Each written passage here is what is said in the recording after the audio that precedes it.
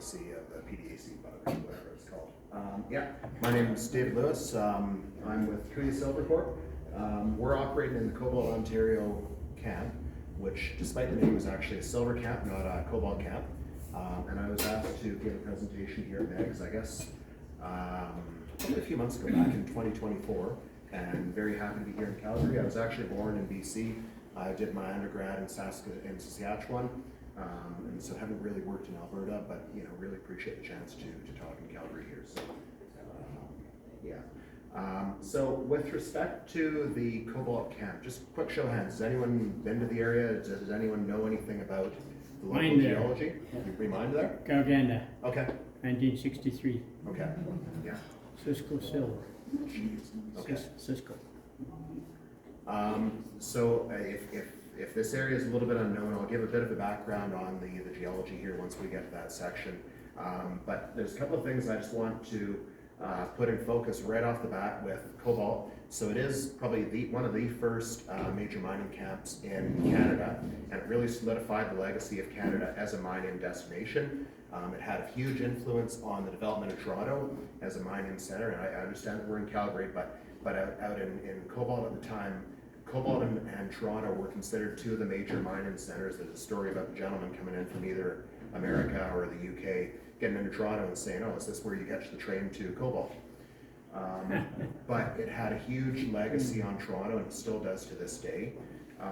It predated the stock market in Toronto. There's one in Cobalt before there was one in Toronto, just to give you an idea of the importance of Cobalt at the time. So this particular image here, it's a drone image of what's called Kerr Lake, and that's on our property. But you can see that there's sort of a trend like this. That's actually an open cut from the vein that's been flooded back on itself. And then there's more open cuts just right in through here as well. Well, it turns out these are actually two separate mines, and they're separated by about 100 meters. One of them produced 20 million ounces of silver, the other produced 30 million ounces of silver. But I want to just emphasize right off the bat, this camp has unbelievably high grades. When I first published one of our drill intersections, people didn't believe it. But it's also a camp where you might have high grade, but you've got low tonnage. So it's not like a porphyry system where it's high tonnage, low grade. It's the exact opposite. But to that aspect, we can actually probably make money on a very small deposit if it's rich enough. So just emphasize that right off the bat. Just a quick couple of important notices. Now, Kuya Silver, we've actually got operations in Peru, up in the Central Andes, with an epithermal deposit, recently shut down in 2016. We recently opened it, went back into production. We've got a reserve of about 13 million ounces worth of silver in relatively high-grade veins, structurally controlled over what seems to be a central porphyry system. I think it's a good deposit, but this talk is now focused on the Cobalt camp, so I'm going to leave it at that for Bethania. Kuya Silver, we've got what we call the Silver Kings project, and I'm going to get into the naming here just in a second. But we have 100% ownership of it. It's hosting what's called 5-element veins. And these deposits, like I said, extremely high grade, very, very odd, very unusual deposits. And the mineralogy is silver, arsenic, cobalt, nickel, and bismuth. And some of the type localities for these veins are actually in Germany, where they've got very similar analogs. I had a crew from Freiburg University that came through Cobalt last year, and they were looking at this dendritic cobaltite like we've got, and it's exactly what they've got in Germany as well. The area that we control, it's just outside the main camp, or at least we've got part of the main camp. It produced about 550 million ounces worth of silver. Our property produced about 1/6 of that. And the majority of that came from what we call the Kerr Lake area here, but then the second Silver Center camp produced another 20 million ounces here as well. Yeah. Question on that last is the Kerr Lake on the upper right, is that an inset of something that's... Yeah, this is an inset of this area just right in here. Thank you. Yeah. So just a quick primer on who my crew and I are. My name is DLewis. I'm a structural geologist. I'm the Vice President of Exploration with Kuya Silver. I actually predate the property, or predate the involvement of Kuya Silver with the previous operator named First Cobalt. I got involved back in 2017, 2018, 2019 when the project ran out of money, got laid off, but brought back in by Kuya Silver. Two of my project geologists, one's named Ben Mark. That's him right here. He's also a structural geologist and a geoscientist in training. He's been working with me since 2021 and it's a hugely important project. The other one is Connor Cagliotti, this guy right here. He is leading the efforts on our geochemistry and our 3D modeling in particular. So, a bit of an introduction on Cobalt, and I put in here that it's got a relationship to Toronto because I first gave this talk back at Toronto Geological Survey, the Toronto Geological Discussion Group, my apologies, and because there is such a strong relationship to Toronto, I kept it in here. But the area was discovered back in 1903, give or take. It might have predated that by a little bit, but it went into production in 1904, and peak production was in 1911 with greater than 75 mines as far as we can tell, and it produced about 35 million ounces of silver in that year. Not many people know this, but it's the birthplace of Agnico Eagle, and Agnico, of course, is AGNICO, and they do remain the largest mineral owner or the largest property owner in the area. Bonanza grades in this camp here, we need to understand that they range up to 18,000 ounce per ton, which I've seen credibly, which comes in at about 560,000 grams per ton, or 56% silver within some of these veins. So it's extremely high grade. The other thing with cobalt here is that when people started discovering the cobalt mining camp, they then branched out and in particular found the Timmins mining camp, the Kirkland Lake mining camp, the Galganda mining camp, and some of the camps up in northwestern Quebec here as well. So it literally was sort of the central deposit that then spawned a whole bunch of other major mining camps up in that part of Ontario and Quebec. Just for interest, Thomas Edison actually had a cobalt mine in the area called the Darby mine. Now, as far as it goes with Toronto, back when cobalt was first discovered, you're going to see a lot of the names are Rochester, Michigan, and Buffalo, because there's a lot of American investors, but it really did launch Toronto as this international mining financial center, because a lot of the money that came out of cobalt went directly into Toronto and started funding the Toronto operations. Bay Street, Yonge Street, stock market, they were all largely financed based on cobalt money in Toronto. The first branch of the CIBC was in cobalt. The first branch of the Ontario Provincial Police was in cobalt. Just to show of hands, does anyone know Casa Loma in Toronto? That was built based on cobalt money. So Cobalt and the nearby town Haileybury back in the day were extremely modern towns. They had an electric tramway, aerial cable cars. There was a compressed air pipeline that went to the mines, and it was powered by waterfall. Like I said, there was a stock market. The Northern Miner got its start in cobalt. Theaters. To show the importance of this area, Edward, Prince of Wales, did a royal visit back in 1919. So he made the effort to come into cobalt of all places. Now, where we actually named the project from is my previous boss with First Cobalt, when we did the joint venture option in Santa Guida, was a diehard hockey fan. My boss with Kuya Silver is a diehard hockey fan. One liked the Leafs, one liked the Senators. So they settled on the Cobalt and Silver Kings, which was the first professional hockey team up in northeastern Ontario. And this is a precursor team to the National Hockey League, and they originally funded the Montreal Canadiens. So when the Montreal Canadiens were first bankrolled, they played the Cobalt Silver Kings, and Cobalt lost, which was kind of a little bit of a red herring for the company, or for the hockey team. So they replayed the Canadiens and then beat them soundly. So where we are, we're up in northeastern Ontario, right on the Quebec border, and where this area was first found almost certainly was by the First Nations, and a quick call out to Metashwan First Nation, Temiskaming First Nation, Magmatic First Nation, and the Métis Nation. They were finding some of these vein samples, and whether they actually found the veins or whether they found float or glacial debris is, I don't know. But some of these trinkets were created as far away as Georgia in the US. So there was a big pre-European contact trade organization set up with some of these deposits up in Cobalt. When it was first discovered following the European influx, it was discovered by loggers and railroad workers that were working up in this part of the area. So North Bay sits right here, Cochrane sits right here, the Ontario-Quebec border would be about right here, and Cobalt is right here. But this is back when you've got English Canada fighting French Canada for access to the land and trying to sell the land before the other group got in. Now, Silver Center, which is actually in the southern part of our property area, it might have actually been the first area discovered within the cobalt mining camp following colonization. But there's stories of an old prospector that went in back in the 1880s, blazed a stump over top of a log, and put together a map, sent it to a friend of his who came in back in 1903. He didn't find this particular blaze, but he did find the nearby Keeley mine, which, I mean, considering where the blaze was refound was the Wettlaufer mine that produced about 2.5 million ounces versus Keeley that produced about 20 million ounces. I think they were pretty happy with that. But that seems to have been the initial discovery. The story of the discovery in Cobalt, legend goes that there was Fred LaRose, who was a blacksmith up in the area, had a fox run in by the property, threw an axe or a hammer at it, missed the fox, but it knocked off a piece of rock that was a high-grade silver vein sticking out, and he made his money that way. But two American railroad workers, McKinley and Dara, they seem to have found one of the major deposits and profited very handsomely from that.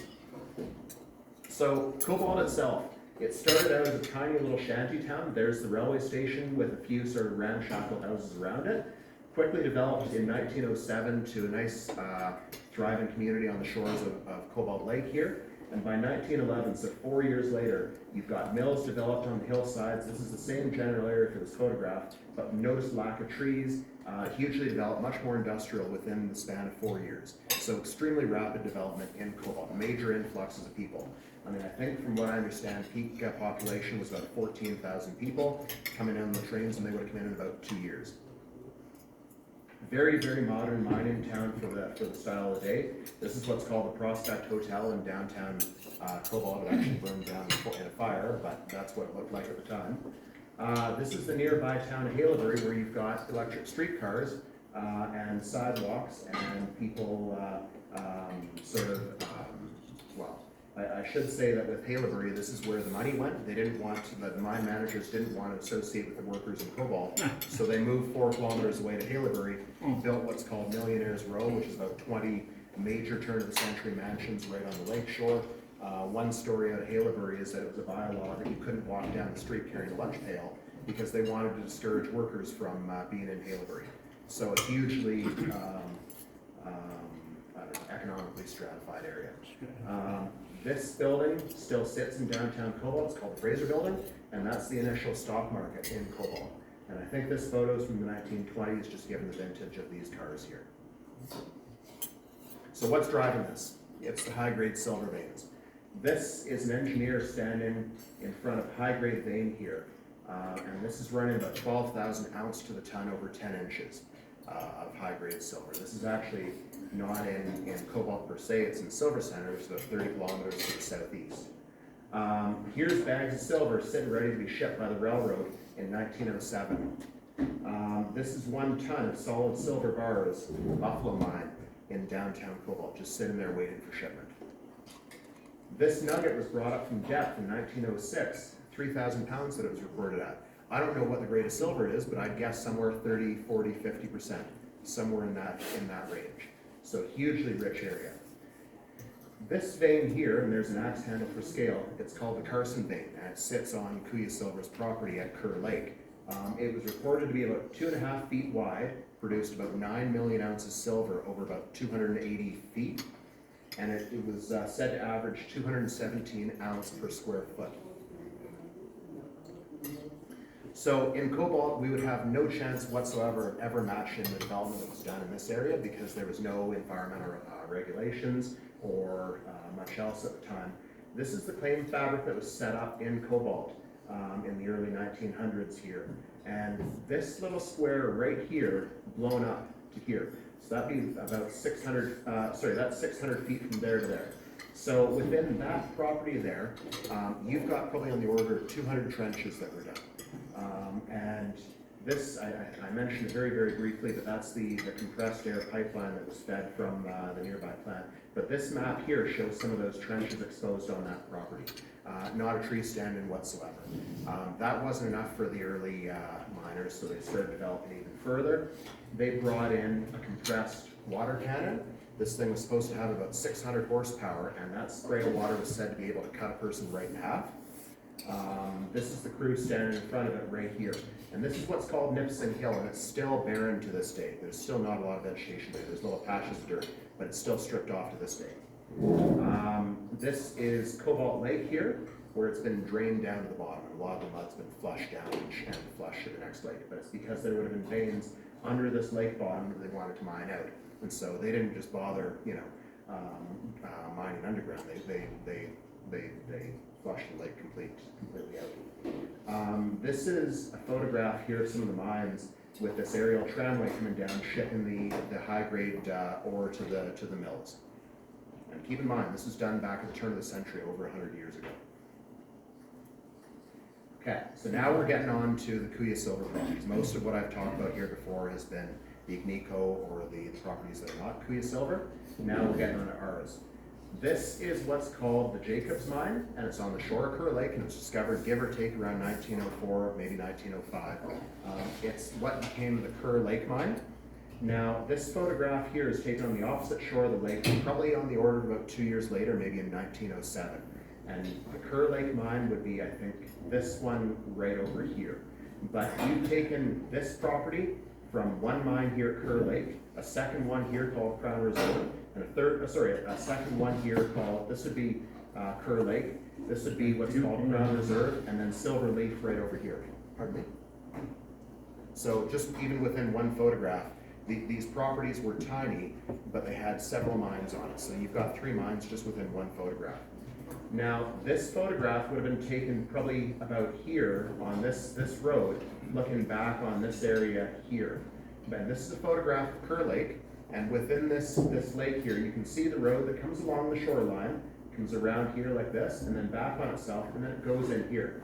Well, it goes in there because the lake's been drained as well. It was drained back in about 1916, and there was a story about when they drained it, there was about, a whole ton of fish that were sort of left at the bottom of the lake, but a bunch of gulls came and took care of them very, very, very quickly. But that's the lake bottom right there. Any guesses what these black lines are here? Dikes. Dikes? Anyone else? They're open cuts. That's where the veins would have been mined out. So you can see these veins. There's a whole series of them right there. That's probably that Carson vein that I talked about. And then there's a whole series that come through like this here as well. But they would have been probably about, say, give or take about 3 meters wide, maybe 10 feet across, and about 10, 20, 30 meters deep. So, somewhere around there. They're extremely dangerous here at this point. It's one of the reasons why we have to have fences up on our property to discourage people going in them, because if you fall into those and hit your head, there's no coming back from that. Now this piece of rock up here is one of the vein samples that we found on the property. We think it's part of the Carson vein. We'd estimate that's around 5,000 ounce per ton silver. All these high-grade streaks, that's all high-grade silver caught up within it. We haven't assayed it, so we don't know for sure, but that's sort of our ballpark estimate on this. So just want to talk about the production in cobalt. So the blue line represents silver production with ounces here. The red and the green are cobalt and nickel with pounds produced over on this axis here. But the camp was discovered in 1904, and it just took off like a shot up to about 1911, where about 35 million ounces were produced from these mines.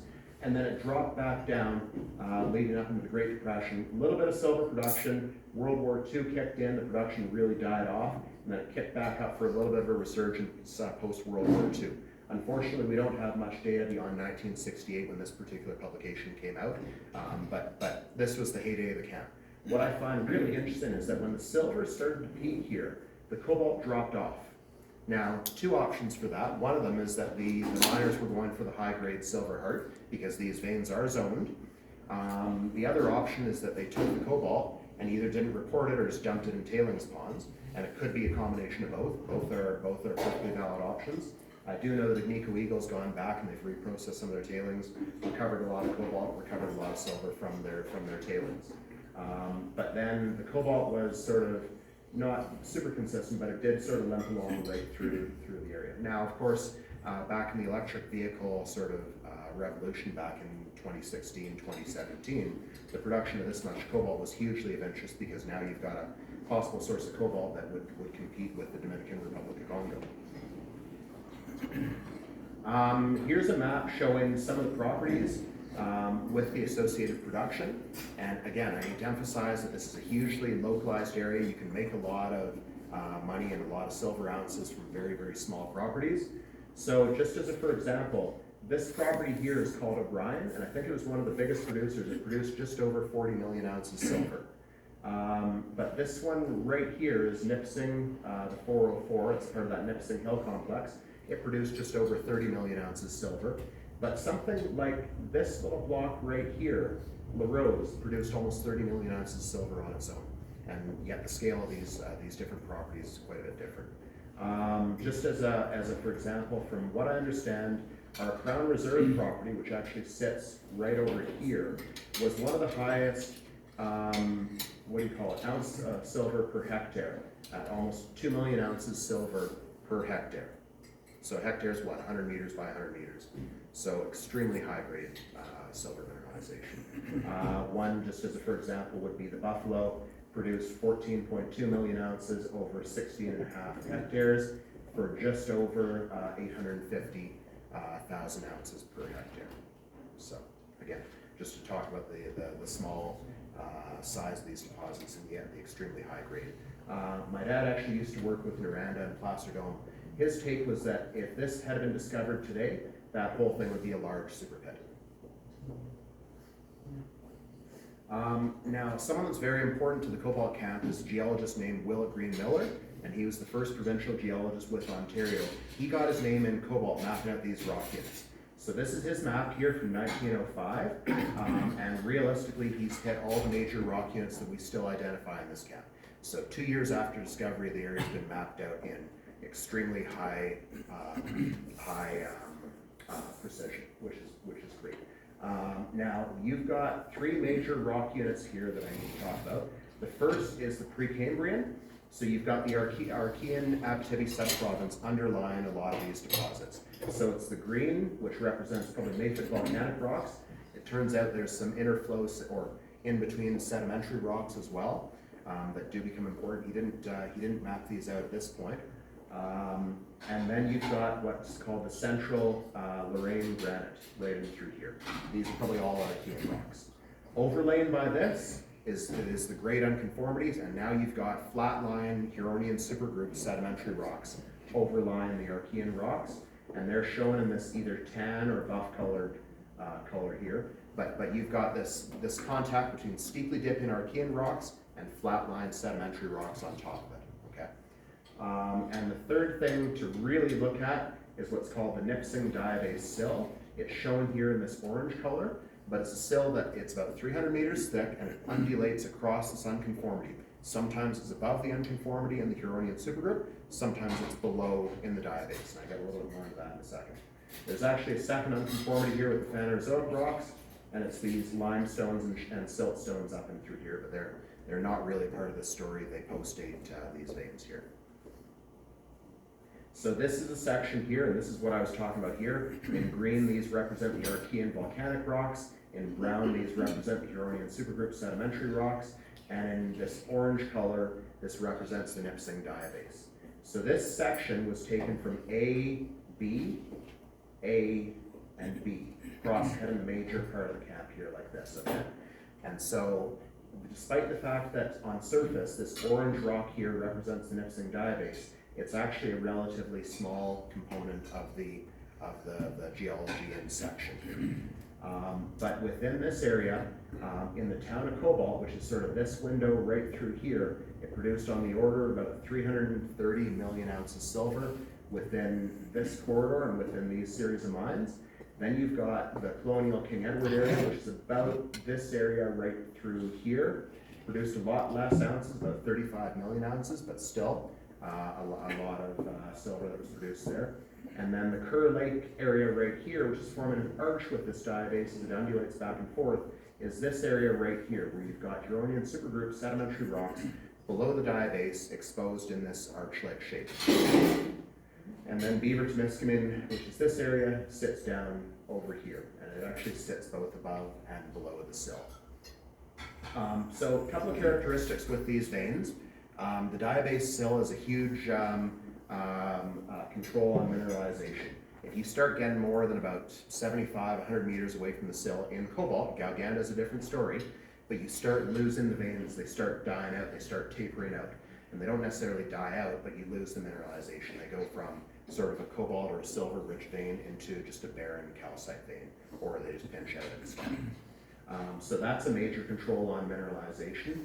There's a major localization along this fault here, which is a reverse fault, and it's this structure right through here called the Cobalt Lake Fault. And then it seems that wherever these veins occur, it's where the diabase or these sediments either flex or undulate back and forth, forming these arches and troughs. And in the history of the camp, these domal structures and these basin structures were thought to be areas of enhanced prospectivity for the veins. So here's a slab of vein that was taken out from one of the Temiskaming mine here. Here is the original Kerr Lake vein, and I'm not sure if it's actually the Kerr Lake vein or there's one nearby called the Silver Sidewalk, but it's running about 90% silver, 10 to 12 inches wide. And again, the Carson vein here. So a couple of characteristics about these veins. They typically, they're generally steeply dipping. They typically persist for about 200 meters long trend, and they might pinch out or die out or step over, something like that. They do have variable concentrations of silver, arsenic, cobalt, nickel, and bismuth. And one thing that we're finding is they also have variable base metals, so copper, lead, and zinc in particular. But they can also grade into barren veins. And that's something that's been very important for us, because some of these veins that we think are prospective, when you see them on surface, they're basically a carbonate vein. But at depth or further along, that's where they might start to blossom. They occur in the Archean and the Huronian rocks in particular. There's lesser amounts of veins in cobalt, not Galganda, in the diabase rocks. And I think the rest I've already mentioned. Now, there's been, because there's such a long history, 100-year history or 120-year history in this camp, there's a lot of rhetoric or suspicions and possible correlations on the veins, and I just want to read them out. Some people think that they're associated with Archean interflow sedimentary rocks, so the basal geometry is partially controlling the vein distribution. Some people say that they're associated with magnetic zones, either highs or lows, or specifically where it changes from a high to a low. The lower Nipsing diabase contact may be the better host, rather than the upper Nipsing diabase contact, but both seem to be good. Jogs or rolls in this relatively flat line and relatively straight diabase seem to be very correlative with the veins. Fault-hosted and patchy and or sporadic mineralization seems to be important. And by the way, everything in red is stuff that I absolutely agree with. Everything in black, maybe. A lot of people thought that this characteristic spotted chloride alteration, which overprints both the Archean and the Huronian rocks, may be highly relevant to it. I haven't seen any evidence strongly one way or the other. I've been told that circular fractures in the diabase are related to these veins. Maybe. Mud seams and underground water flow, basically where you've got a fault zone where it transitions, where the water flow starts to intensify. People saw that as correlated with higher grade silver. Maybe. Most economic veins restricted to the Huronian supergroup. Historically in this camp, that's been true, but I would argue that if we go back to this slide here, if the main cobalt camp didn't have that wedge of Huronian supergroup, would this area be as rich? And I don't know, it might not have been quite as rich, but at the same time, I mean, I don't have an answer for that, but that was historically thought to be the sweet spot, is look for the Huronian supergroup sedimentary rocks. The veins may or may not be surrounded by disseminated sulfide minerals, and this brings up the idea of IP. The idea that these veins are associated with paleovalleys or depositional valleys of the Huronian supergroup. Maybe, I'm going to get into that in just a second. And it may be that some of these veins are associated with topographic highs or lows. Okay, so Will Green Miller, when he was doing his work back in about 1905 through about 1910, and his protege Cyril Knight, who was operating from about 1910 to sort of the mid-20s, they put out a lot of papers and reports on this area because they got to see it firsthand. A couple of things I want to mention. One thing that Cyril Knight wrote, but of course, I mean, you got to keep in mind this, the timing of this would have predated a lot of modern economic structural geology, and so there wasn't sort of the framework to really get into this at this point. But just to read a quote that Cyril Knight wrote, is that the Cobalt series, which is the Huronian supergroup sedimentary rocks, is indeed sandwiched between two great igneous masses which differ from it entirely in character. If we imagine then the three groups of rocks subjected to certain stresses, it does not seem unlikely that the more brittle group, the Cobalt series, should develop more fractures in the tougher Keewatin, which is the Archean, and Nipissing diabase. So even at the time, I'd argue that they were thinking about the rocks being compressed and forming these fractures, and the veins being associated with it. This photograph here was taken from the McKinley-Dara mine along the Cobalt Lake Fault, which is a reverse fault. You can actually see the slicking lines in the photograph here. But it's a reverse fault with a displacement of about 550 feet, and it was associated with about 500,000 ounces of silver. So spatially, you've got silver associated with this structure. This photograph was taken by Will Green Miller underground, and it shows a vein coming up, stepping over, coming up, stepping over, within what looks like bedded sedimentary rocks forming some sort of an anticline here. And he made it very, very clear that where this vein stepped over, and I mean, for those that have seen the samples that I brought here on display, you've got that really, really fine dendritic and plumose cobalt mineralogy. He made it very clear that that mineralogy wasn't destructive. This is a step over in the sense that that was associated with the vein emplacement. That's not a later deformation of these veins. Subsequent vein models, this came into vogue back in the 1960s, through the 1990s, and with this publication here, I'd argue that it's actually still in vogue, not within Kuya Silver, but within some of our contemporaries in the camp. But it introduced the concept of a paleovalley. And what I mean by that is that you've got the Archean rocks here preserved during the Proterozoic, and it wouldn't have been a flat-lying plain like you've got on the prairies here. It would have been rolling hills, and you've got fluids or rivers coming through these rolling hills, depositing sediments. And so these lenticular valleys here would have thought to have been river valleys or channelized deposits. And I've had people come up talking about ripple marks that they've seen in these valleys, and that's fine. I have no problem with the idea that they were a fluvial or alluvial deposit, but they were using that as genetic proof that these are river valleys right here, and associated with these veins. So the veins would have been preferentially placed within these arches and troughs. The other thing is that this schematic shows the Nipissing diabase intruding through these arches and this paleotopography within the great unconformity and the veins associated with it. It was thought that basically that you've got a magmatic sill forming these domes, and the veins might be spatially associated with these domes. Now this schematic here, again, 2015 for the publication, shows the idea that this diabase sill was intruded and fluids being expelled both above and below off this diabase sill, forming the veins. And then now you've got the sill mostly eroded out, these veins preserved here.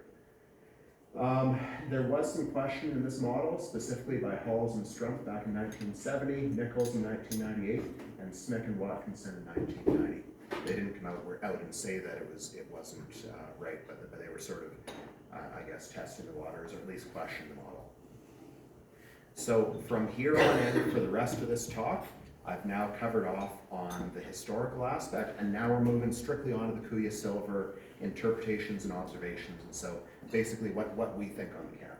And just to give you an idea of some of the work that's been done, so First Cobalt, I was associated with them from 2017 to 2019, and so was very familiar with the data that was being collected. And then Kuya Silver Corp from 2021 right through till now. We're still going with this camp here right now. We've done a whole variety of mapping. My background is actually as a geological mapper and a field-based structural geologist, so I led the charge on a lot of this.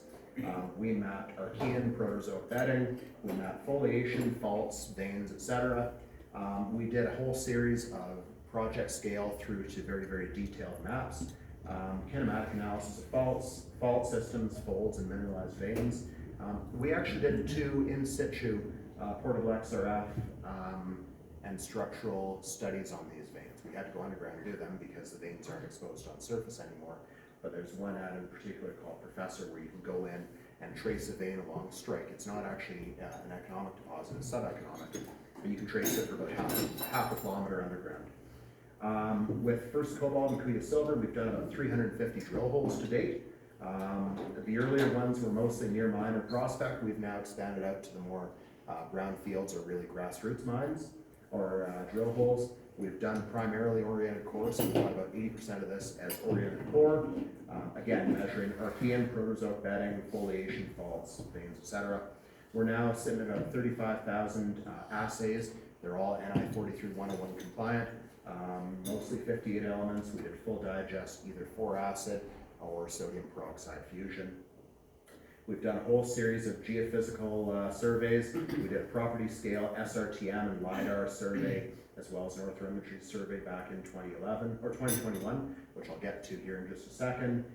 We've also done property scale magmatic, VTEM, and a whole series of IP surveys as well as VLF surveys. We did a few very, very detailed IP surveys and one extremely detailed 20-meter space drone magnetic survey over one of our areas. And we've compiled about 1,100 drill holes to date on this property.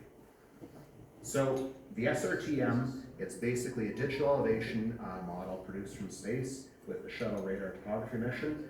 So the photograph or the map on the left, this shows the most recent Ontario Geological Survey mapping. It was a compilation map done by John Eyre in 2006, but it shows the major rock units here.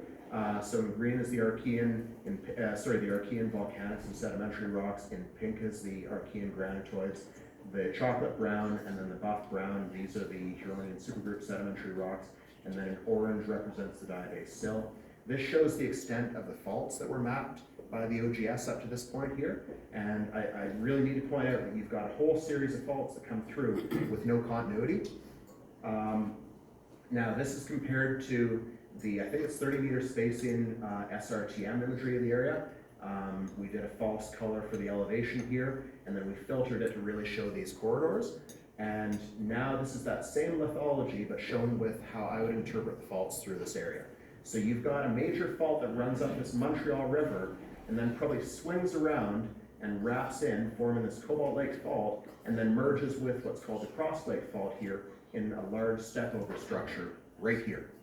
Okay, and that's spatially associated with the veins. We can see that now with those same faults superimposed on the SRTM and then the filtered SRTM here as well. And just to sort of cut to the chase right off the bat, I'm seeing a lot of similarities between this silver deposit and orogenic gold. I don't think that this is a magmatic deposit whatsoever. I think this is a structurally controlled high-grade vein deposit. If this scale had been a little bit larger, if you had had shear zones instead of brittle faults, I think you'd have analogies with gold mineralization. And right behind the strange shadow of this granitoid is where this step-over structure is kicking in. And you've probably got a large-scale horst kicking in right there, or an uplifted wedge right there with enhanced strain. So 2 areas I want to look at. First one is Silver Center, and then the second one is the Kerr Lake area here. Pardon me. So Silver Center, it sits within the southern part of the area, but there's what's called an Archean dome that pops up with a series of faults running sort of north-south and then subsidiary splay structures coming off. The veins are associated with the diabase sill, but they actually cut right across it. And Silver Center is actually kind of nice because in Cobalt, the deformation is rather cryptic, it's kind of subtle, but when you get down to Silver Center, it actually intensifies just a little bit. So it goes from weakly to moderately preserved to extremely weak up in the Cobalt camp. But you can still get some foliations in the area in that Now, with respect to Silver Center, the veins are primarily hosted within the Archean here, both above and below the sill, but actually it turns out there's a little pocket right as soon as you get into the sill of about 10-15 meters where the grade kicks into the highest grade in the Silver Center camp. And Silver Center is where the 18,000 pounds per ton was recorded. Two veins I want to look at in particular. The first is called Hailberry vein on top. And right in here, this is a drone imagery, about 10 meter scale here for reference. There's a very, very thin fault, and it's about 4 to 6 inches across. Comes through here, basically unmineralized here, steps over and jogs right in this fenced area, and then continues unmineralized right here. It's just this area that's mineralized. But that's a left lateral or sinistral jog with that that rotation going like that. The Keeley number 1 vein, which occurs in the area here as well. You've got S-shaped drag folding of Archean flows. So these are mafic pillared flows. These are Archean volcanoclastic rocks here.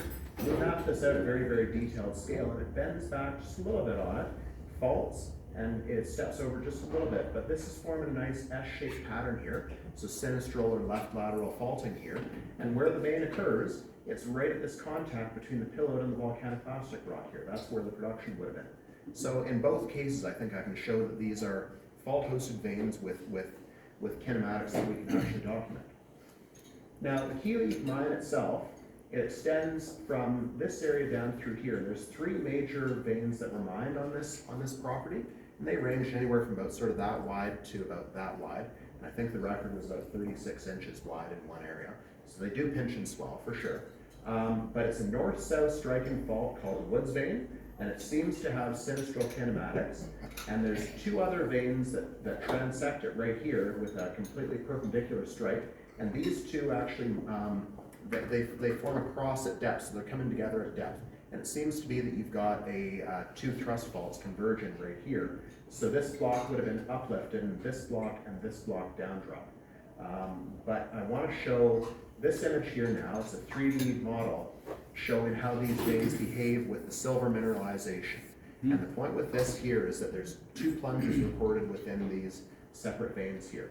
So that's the 2 veins that are shown and shown as faults. Apologies that the model is a little bit crude here. The blue colors represent low-grade silver, whereas the hot colors represent extremely high-grade silver.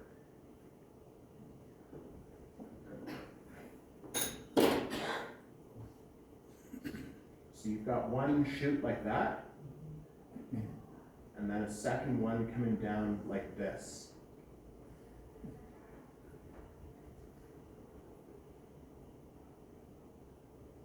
And take a look where these chutes occur. It generally occurs right near the bend or the flexures in these veins here.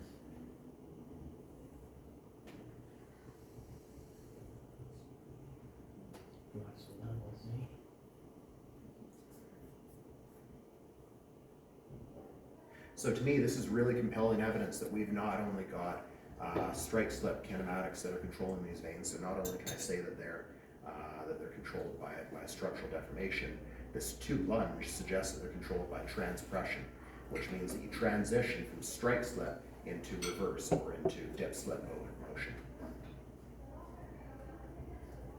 So I would argue that the entire Silver Center area has a large uplift here associated with this strike slip faulting. You've got one major fault. This is that Montreal River fault coming up through here. Seems to have a series of Rydell connecting structures right through here, and then a large uplift right here associated with fold and fault pattern right here. But this to me is a transpressional pop-up structure. Okay, now I want to take a look at the Kerr Lake area here. So Kerr Lake produced about 60 million ounces from a relatively small area. And keep in mind that with this lake here, you can probably drive across it in about 2 or 3 minutes. It's very, very small. It's maybe a kilometer, maybe a kilometer and a half long. This area is called the Kerr Lake Arch because you've got an arch-nipsing diabase sill. And so the diabase here is the orange up in here. This contact dips north. This contact here with the diabase here dips south. And I'll show a section of that here just in a second. It's going to cut across like this and face into the west here. But you've got a small veneer in brown of these Huronian supergroup sedimentary rocks. It turns out they're layered, and we've got the stratigraphy within it. We can show that the area has been folded and deformed. And then we've got Archean volcanic rocks right here, And then more Archean rocks over here. Turns out that's actually a separate package called the Temiskaming sedimentary rocks, which I think I get into just a little bit here. This photomicrograph up and through here shows the spotted chloride alteration within the siltstone of the Huronian supergroup. So it'll be taken about right in here, and you can see that there's these spots here that may be chlorite crystals, but there's foliation preserved like that. You can see that, and to me, this is fairly good evidence that yes, there is deformation in this area, and the axis of that foliation would run right along this diabase arch here. So this is now that section that I was showing.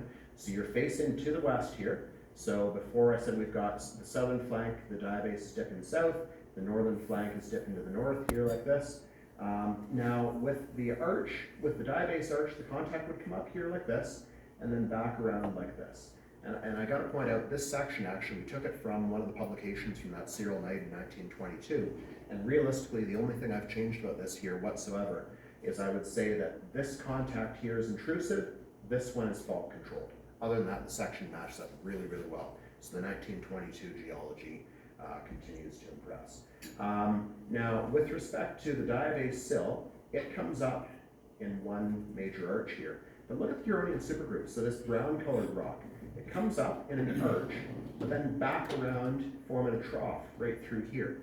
And from a structural geological standpoint, I'd argue this is what's called disharmonic or decoupled folding, where you've got multiple wavelengths of folding controlled by different lithologies. So a really good example of a composite contrast or a rheological contrast here. So the type of rocks and the strength of rocks is controlling these deposits more than likely. And look where the veins sit. They're primarily occurring where you've got this inflection point where you're going from arch to trough in the sedimentary rocks and within the axis of it as well. So to me, this is really good evidence that first of all, we're getting asymmetric folding right here. This would be the long limb here. This would be the short limb, and then it would come back up here, another long limb. And it's this short limb where the majority of the deformation is being controlled. But you can see how these two separate rock bodies are being controlled differently by the applied stress. Another thing I want to point out with respect to Kerr Lake, this is now that same photograph of Kerr Lake, except that I've taken off the diabase and I've taken off the Huronian supergroup sedimentary rocks, and now what we're looking at is just the Archean geology right here. Now these bands represent these Archean interflow sedimentary rocks, and they're very, very fine-grained, thinly bedded graphitic black shale, but they're loaded with sulfides, and you get things like pyrite, pyrrhotite, chalcopyrite, galena, and sphalerite caught up within them. But if you've got an Archean black shale, this could be where cobalt nodules would have formed at the bottom of an anoxic ocean, billions of years ago, and that could actually be the source of the cobalt. But from a structural standpoint, if you start deforming these rocks, and especially when they're perpendicular to the foliation of the forward fold axis like this, you can start forming these rheological contrasts here. Now, in the previous slide, what I showed is the distribution of veins at Kerr Lake. This is now the distribution of veins that were mined and the major producers at Kerr Lake. And if you look at where they are, they're occurring between these interflow sediments in the volcanic rocks. So the sediments are flowing, they're shearing, and the volcanic rocks are fracturing and breaking.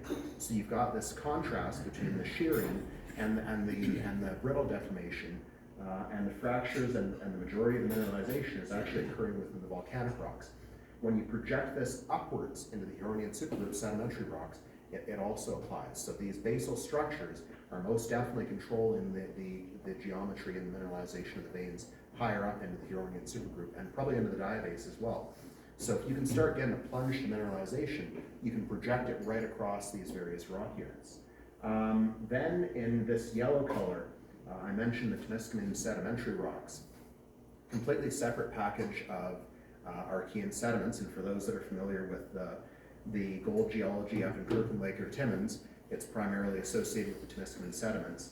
They're associated with faulting and debris flows in the Archean associated with these major gold-bearing breaks. And so this rock unit here would actually be probably a debris flow or a mass flow, completely unrelated to the conformable Archean stratigraphy. And actually these lines here represent the Temiskaming bedding plains, and they're almost perpendicular to the conformable bedding plains preserved within the Archean package. So we've actually got two unconformities at Kerr Lake. The earlier one is an Archean unconformity right through here, which seems to form another boundary between the mineralized structures to the west and the unmineralized structures to the east, but then we've got a second unconformity above it with the Huronian supergroup. So that Proterozoic foliation that I mentioned down in Silver Center, it's shown here, right here with these little bars. And I think that we are the first to measure it in the field. When I was working with first Cobalt, one of the first things that I was very suspicious of is that there was a foliation, not been documented by the Ontario Geological Survey. We went out and mapped it, and I was able to show that it exists and that it was there.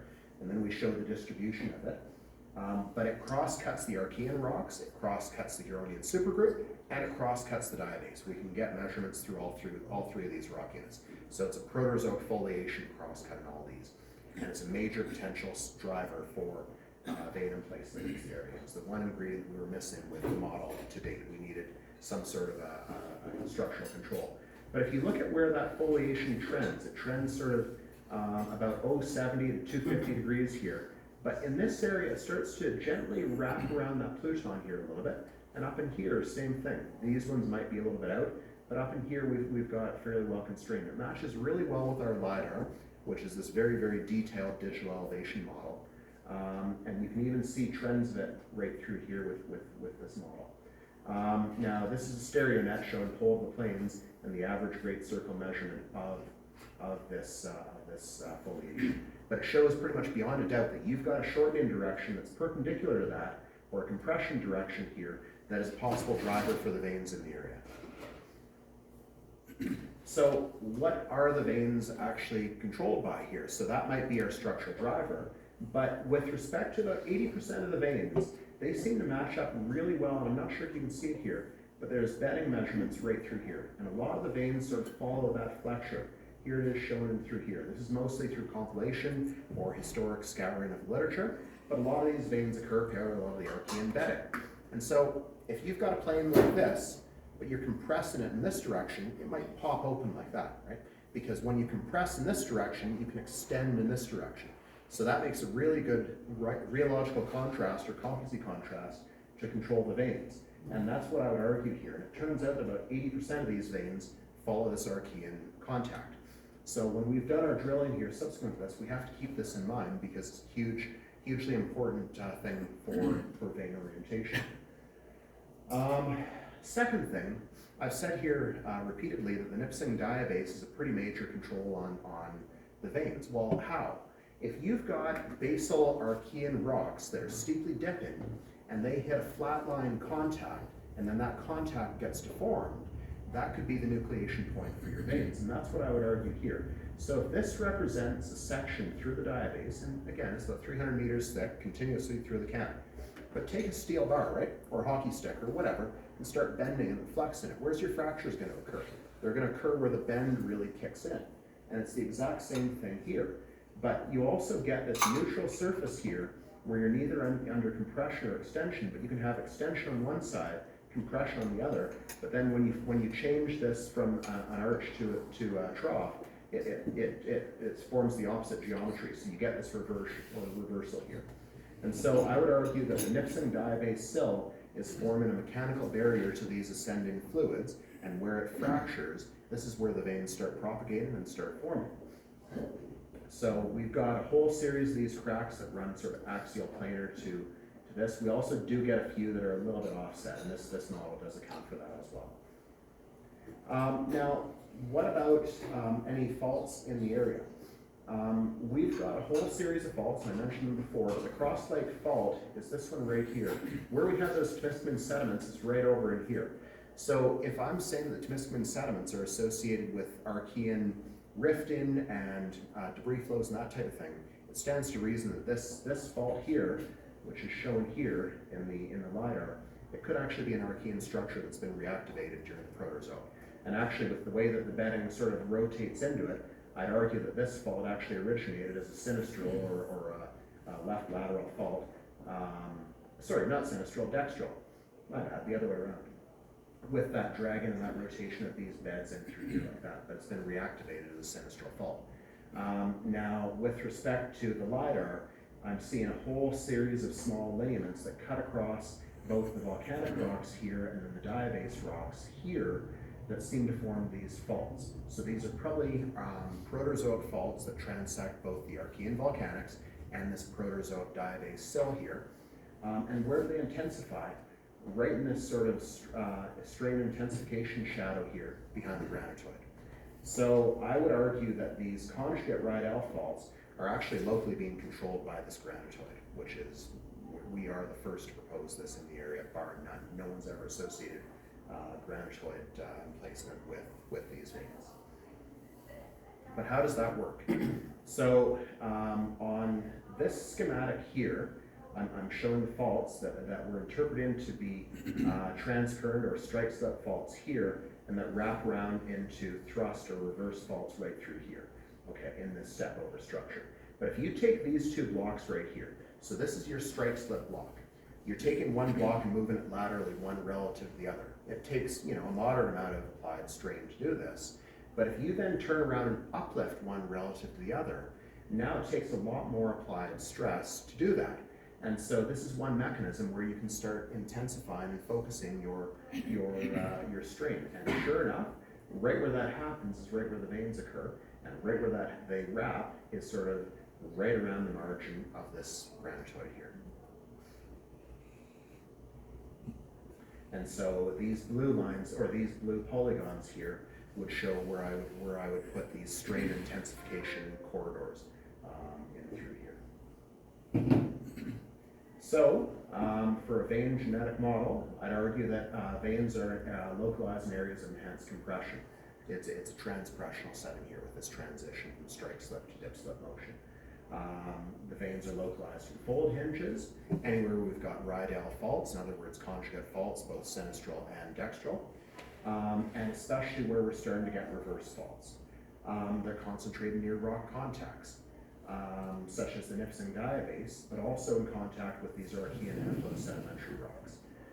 And where these zones really intensify is when we start wrapping around the Lorraine granite. And what I put here is that these Archean interflow sediments can be traced about through here like this, and then these faults are basically perpendicular to it, and same with in white, these fold axes. And it's sort of like an egg carton style geometry, wherever you've got two of these structures intersecting would be, to us, a priority target, okay? Now, as far as drivers, what might be controlling sort of the orogenic processes here, we're about 20 kilometers, 30 kilometers north of the Grenvillian front at Silver Center. So really good potential, and it's dead parallel to this foliation that we've got preserved in these rocks. These might also be parallel to Pinokian or the Apapaya origin as well. So we've got three major potential drivers. So the Pinokian's about 1.8 billion years, the Apapaya I think is 1.6, and the Grenvillian orogeny is about 1.1.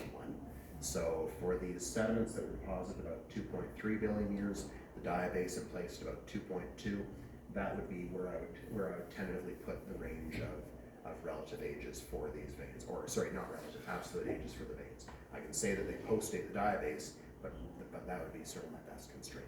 These veins haven't been, they have been, we have seen a few age dates come out of them, but I haven't had really good age dates here just yet at this point. So that's fine. This slide here, if we're going to test this model, how can we test it? And what I put on here is the plunge of mineralization. If this model applies, the plunge of mineralization should match up with the model. And what this is showing here is that same stereo net from the foliation with all these fold plane measurements of the foliations we've taken with the average great circle right here. And what this stereo net shows is any measured plunge of mineralization that we can infer or get off any of these historic deposits.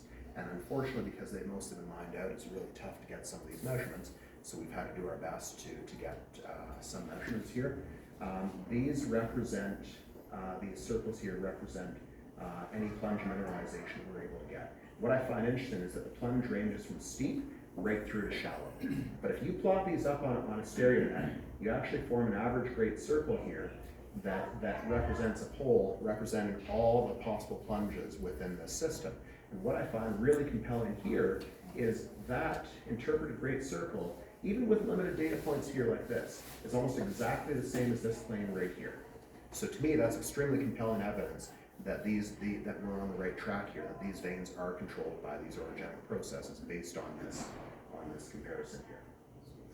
So the way that it's used is that you can plot on any potential vein here. So if we've got a northwest striking vein that's dipping moderately to the east, the intersection of the vein itself with this great circle would dictate the plunge. And so here would be a moderate east dipping plunge, whereas if you have a southwest northeast striking moderately dipping vein, that plunge would actually be fairly shallow on the stereo. So that's how we're using it.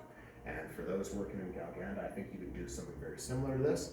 This idea might actually apply right through to Galganda, but because we don't have any properties in the area, I can't confirm it. Okay, so with this model in place here now, in 2023, we did a mid-sized drill program. We did about 5,500 meters worth of drilling. And one of the areas that I wanted to test was a zone called Campbell Crawford, where the year before we'd done a little bit of mapping on surface. We knew that there was some veins that were preserved there, mostly calcite veins, and they did seem to fit pretty well with this model. The area matches really well. It seemed that there was some Archean interflow sedimentary rocks coming right down through the area. We're in proximity to a fault called the Cyril Lake Fault, so we decided to put a few drill holes in to test it. And we were able to show, by the way, and this is a slightly later addition, that the Cobalt Lake Fault sits like this. That Cyril Lake Fault, I thought was going to be parallel to it. It's not. It actually converges towards it. And this whole area is more than likely a large horse that's coming up here. But this area is located within about a kilometer radius of 5 major mines with a total production of about 50 million ounces silver. And one drill hole had been drilled underneath the diabase in this area previously. So our second drill hole hit. Our first drill hole, we actually stepped forward. I wanted to test these two veins fairly high up in the system and then follow it through to figure out where the diabase contact was. Second drill hole is set to move back 50 meters and then drill it again, basically where the convergence of these two structures were.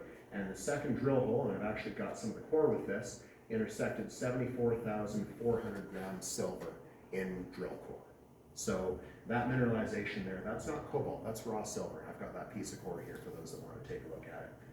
This entire radius actually ran 3.34 meters at about 15,000 grams to the ton. So that's 1.5 kilograms silver per ton over 3.34 meters. It ranked as the second best grade times width silver intersect in 2023 worldwide, bar none. And it was a grassroots intersection.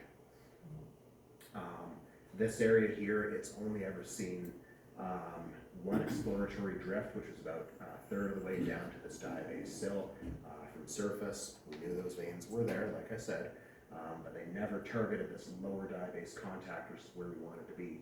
And that's our second drill hole right through there. So after that, of course, we had to go through and trench the surface exposure of these veins off just to see where the trend was, because we had a hard time trying to follow up with it.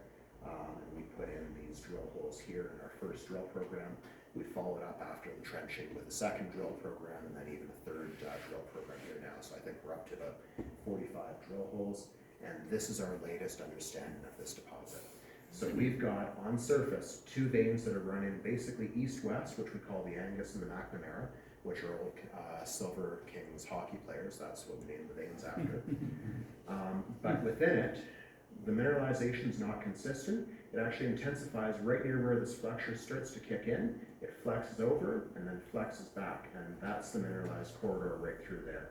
And then we've got a whole series of ladder veins kicking in with it. So it's forming on surface a plan view, a ladder structure like this, but it's occurring where the veins are flexing. So this would be right at the diabase contact, and that is that continuation of mineralization right through there. And we've followed this up with a few other drill holes. I think I've got the grades here in just a second. Yeah, so we've got, we've intersected here now that 74,000 gram per ton, which is by far and away our best hit on the area. But we've followed up on that a little bit deeper with 9,200 grams silver per ton. We've now hit within these ladder veins several intersections of about 1,500 grams per ton silver. So it looks like we're on to something pretty good. We flew the drone magnetic survey over this area. We actually flew two different line directions, one like this and one like this. And the 2VD with the line direction 160, 340 shows a whole series of these 2VD lows that match up really well with the orientation of this flexural zone. So it looks like we are able to visualize the corridor within these vein corridors here. And what I really like is that we've never tested that one, we've never tested that one. We've got a whole series of drill holes into this one. We've very weakly tested that one. Again, very anomalous results, but high up in the diabase. That's not where we want to be. We want to be in contact. And this one right through here. And we're suspicious there's more in through here, over here. One thing we are seeing at depth here is we're seeing Archean interflow sediments running about like this. And right where this jog structure occurs in this magmatic high, it seems to be a plug of porphyritic rock. So more than likely an intrusion. So it looks like where this vein is hitting that intrusion, it's bending, flexing, dropping out the silver, and then continuing along. And I'm quite suspicious that we've got another vein that's sitting in this low right here, and hopefully in this zone right through here. So we're still in the early stages of trying to define this, but this matches up to a T with our structural model with this. So just to wrap up, thanks very much for the attention here this afternoon. We've got a large land position in a historically highly producing camp. Our technical team has been very hard at work, which I'm leading in terms of reappraising both the historic and the new data that we've got coming out, just trying to understand vein plunge. One thing I barely talk about whatsoever is the geochemical zonation on these veins. We've done a lot of work trying to understand how the geochemistry varies across the vein structure, and it does seem to match up really well with the structures. We're reevaluating a whole series of historic areas, trying to build up our own. We've made one grassroots discovery and then one really interesting brownfields discovery here. So that's it.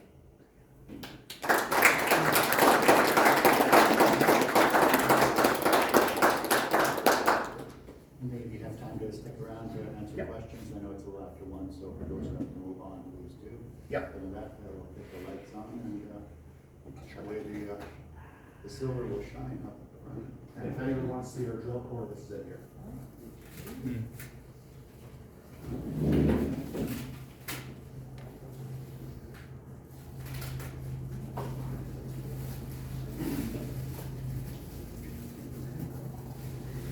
So maybe if you want to pass that around. I've got a question for you, sir. Sure. My standard question for MEG meetings, when do you start, excuse me, when do you start digging a hole? If we do it, we'd be looking at going underground with this. This is never, it's way too small to be an open pit. It has been proposed that it would be a lot more efficient to drill this vein system out from underground because we're doing 220 meters of dead rock before we get down to our ideal zone.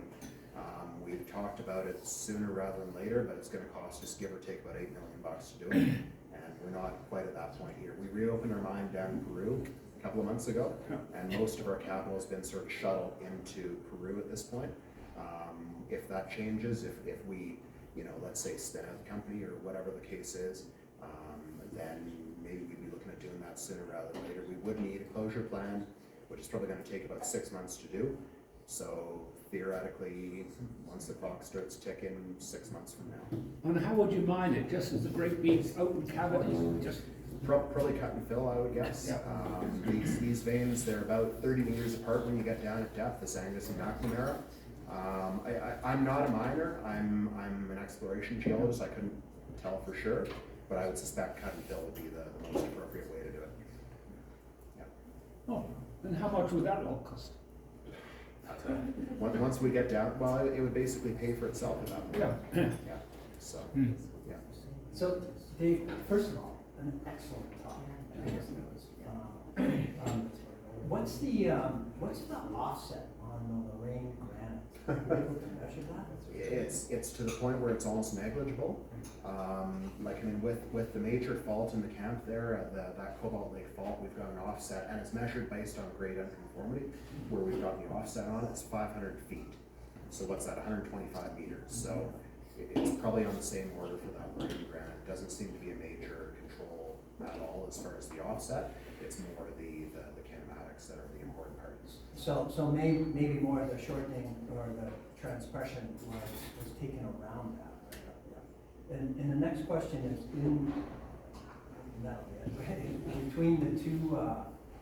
between those two structures, that's a fascinating with your ladder veins. Is there any rotation in those blocks, the ladder vein blocks, about a vertical axis or a plunging axis? So with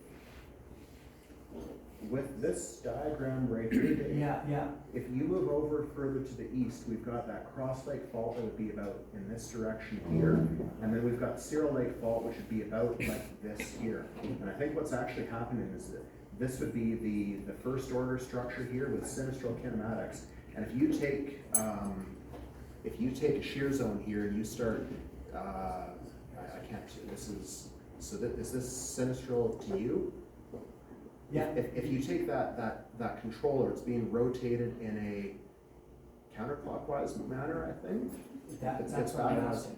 It's backwards for me. And so that's doing the same thing between these two major corridors. So these are probably second order structures here and then third order structures, or even second order structures, third order structures, fourth order structures.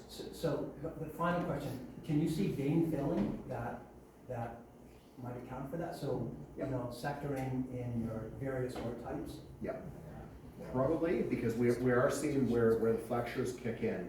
We go from a high-grade silver heart into cobalt nickel, and then into base metals, and then into barren veins. So I would say most definitely where that flexure kicks in, that's sort of the nucleation point when these veins probably form. That would have been, and if you look at these samples here, we've got that silver caught up right in the center of these dendrites. The silver was emplaced first, and then rimmed by cobalt. So it stands to reason that if you've got this flexural zone that starts to flex and then open, that would be the nucleation point where the silver kicks in. You get that same zonation you see on the hand sample in the overall vein. That's simply beautiful. Thank you. I'd just like to echo Dave's comment. I thought that was magnificent. Thank you. Talk of geological and structural sleuthing, just in all. And history. Thank you. Yeah, It's just really good. absolutely superb. I'm struck by the anomalously unusual elemental association. It just seems so, like, I can see the analogy with other Archean type hydrothermal gold deposits. This just seems to be a completely out there association. Do you have any idea why that might be? I don't know specifically. I do know that it's been looked on as bizarre for hundreds of years. I mean, the German vein deposits, they were mined in the Middle Ages. I mean, what is it now? Pierre and Marie Curie were using some of these veins for their initial work on radioactivity and some radon that they found. I can't comment on that too much. I do know that the alteration is extremely cryptic within these deposits. If you look at some of these vein samples, you'll see that where there's an Ipsing diabase, there's maybe an alteration corridor of maybe 1 centimeter, 2 centimeters around it. I can't fully explain it. My best guess would be that you've got immiscible liquids mixing, and then you've got extreme rapid boiling and precipitation due to depressurization in fracture zones. That would be my best understanding. Yeah. Thank you. I was just wondering, what's the age of the granite, like the Lorraine granite, is it? I mean, in general terms, the Archean is about 2.7 million years in this area. It's part of all that. Yeah, it's more than likely it'd be a late Sanucatoid or TTG Luton within the area, but as far as it goes, I don't know the absolute timing on it. I do know that if you take that diagram and extrapolate it over the large scale within the cobalt embayment, looking at a whole series of these other granitoids within the cobalt cap, where you get these northwest striking fault zones, and there's a lot of them in the area, where they transect these granitoids, they bend and refract. Gaudanda sits on another one of these examples. Elk Lake sits on another one of these examples. So this seems to be a common thing rather than an uncommon thing. One thing that we were looking at with our geophysicist a couple of years ago is with Archean granitoids, you're going to get a gravity low, and it seems that a lot of these vein deposits cluster around gravity lows, so that might explain it too.